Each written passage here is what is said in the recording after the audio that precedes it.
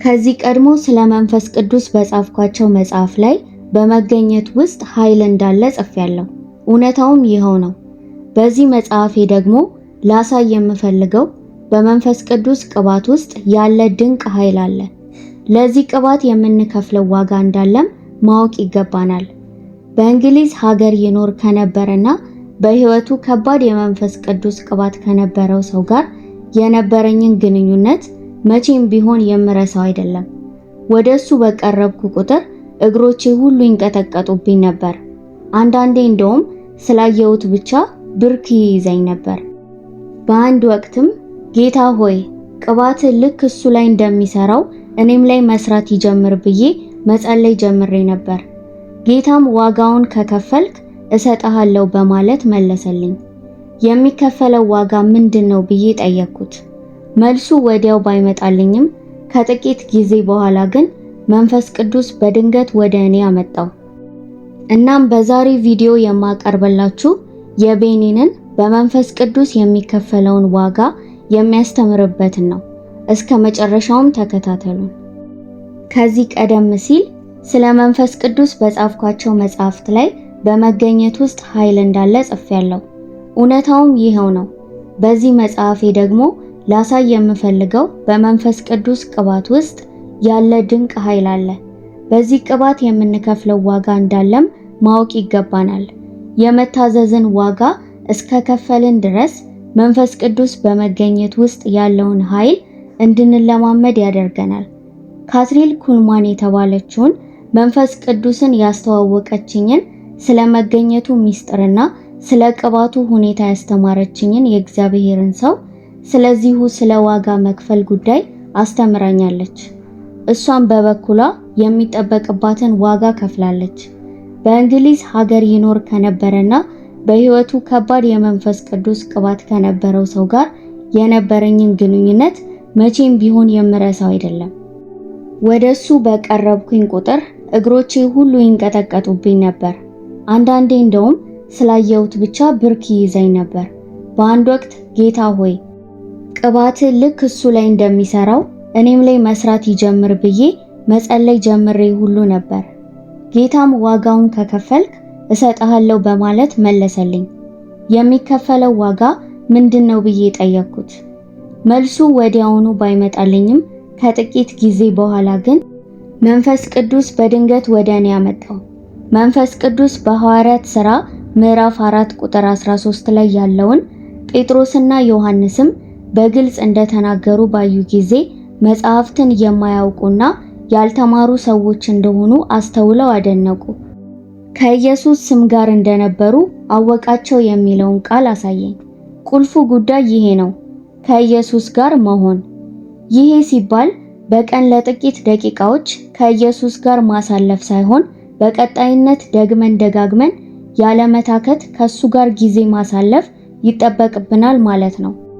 በአንድ አገልግሎቴ ቅዳሜ ምሽት ከኢየሱስ ጋር የነበርኩ ቢሆንም በማግስቱ ግን ሲፈልገኝ አልተገኘውም። በንባብ እየቀጠልክ በሄድክ ቁጥር መንፈስ ቅዱስ እንዴት የእግዚአብሔርን ሙላትና ኃይል በየቀኑ እንድትለማመድ እንደሚያግዝ ትገነዘባለህ። አንድ ጊዜ ቅባቱ ላንተ ያለውን በረከት ከቀመስክና በመንካቱ ውስጥ ያለውን የጠበቀና የተትረፈረፈ እውነታ ከተለማመድከው ሕይወት በአስገራሚ ሁኔታ ይለወጣል። አኗኗርህም እንደ ከዚህ ቀድሞ አይሆንም። ስለ ስጦታ እንደ ክርስቲያን ትልቅ ዋጋ የምትሰጠው ጉዳይ ምንድነው የሚል ጥያቄ ብዙ ጊዜ ለዓመታት ጠይቀውኝ ያውቃሉ። መልሴም ሁል ጊዜ አንድና ተመሳሳይ ነው። ዳግም ከተወለድኩበት ክስተት ቀጥሎ ትልቅ ዋጋ የምሰጠው ለቅባቱ ነው። ቅባት የሚለው ቃል ለአንዳንዶቻችሁ እንግዳ ሐሳብ ሊሆን ይችላል። ነገር ግን እውነተኛ ትርጉሙን ይሄ መጽሐፍ ግልጽ ያደርገዋል። ከዚህ በፊት በጻፍኳቸው መጽሐፍት ውስጥ እንደገለጽኩት እግዚአብሔር በዚህ ውድና አስደናቂ ቅባት ከነካኝ በኋላ ሕይወቴ ሙሉ በሙሉ መቀየሩን እመሰክራለሁ። ቅባቱ የመንፈስ ቅዱስ ቅባት ሲሆን ቀቢው ደግሞ ኢየሱስ ክርስቶስ ነው። ከሱ ውጪ ማንም ሰው ይህንን የማድረግ ኃይል የለውም። በሚቀጥሉት ምዕራፎች እንደምገልጽላችሁ ቅባቱ ለመጀመሪያ ጊዜ በክብር ከነካኝ በኋላ ካለ መንፈስ ቅዱስ ቅባት አንድ ቀን ከመዋል ሞትን እመርጣለሁ ብዬ ማሰብ ጀምሬያለሁ። ራስ ወዳድነትና እኔ በበዛበት በዚህ ዘመን እንዲህ አይነቱ መንፈስ ቅዱስን የመጠማት ሁኔታ እንግዳ ነገር ቢሆንም እውነታው ግን ከሁሉ የሚበልጠው ቁም ነገሩ ይሄ መሆኑ ነው። የዘውትርም ጸሎቴ ነው እናንተም ትጋሩኛላችሁ ብዬ የማስበው ይህን ድንቅ እውነት ነው። እግዚአብሔር አምላኬ ሆይ ቅባትህን መቼም ቢሆን ከኔ አትውሰድብኝ። የወደፊት ሕይወቴን ያለ አንተ ቅባት ከመኖር ሞትን እመርጣለሁ። ያለ መንፈስ ቅዱስ ቅባት አንድ ቀን እንኳን ማሳለፍ አልፈልግም። እግዚአብሔር በተለየ ሁኔታ በቅባቱ ስለመነካት ያስተማረኝ ጥበብ ለዘላለም አብሮኝ ካለውና ከማይለየኝ ከመንፈስ ቅዱስ ጋር ያለኝን ግንኙነት አጥብቄ እንዲይዘው አድርጎኛል። በመሰረቱ የተለየ መገለጫ ያለው ቅባት እንዳለ አውቃለሁ። ዝርዝር ትንታኔዎችንም ወደ መጨረሻ ባሉት ምዕራፎች ውስጥ እናያቸዋለን።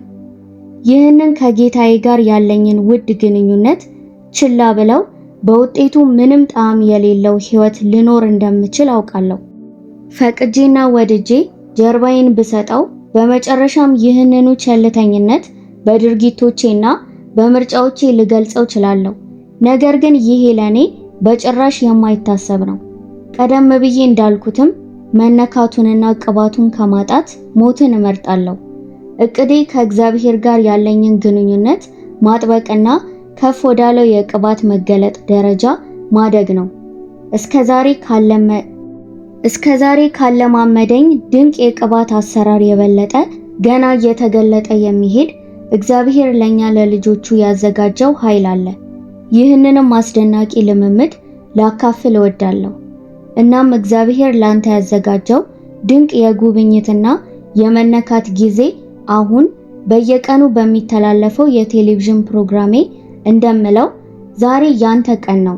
ዛሬ ብቻ ሳይሆን መሻቱ እስከኖረ ድረስ እያንዳንዷን የሕይወትህን ቀኖች ከመንፈስ ቅዱስ ቅባት ጋር አስደናቂ ጊዜ ሊኖር ይችላል።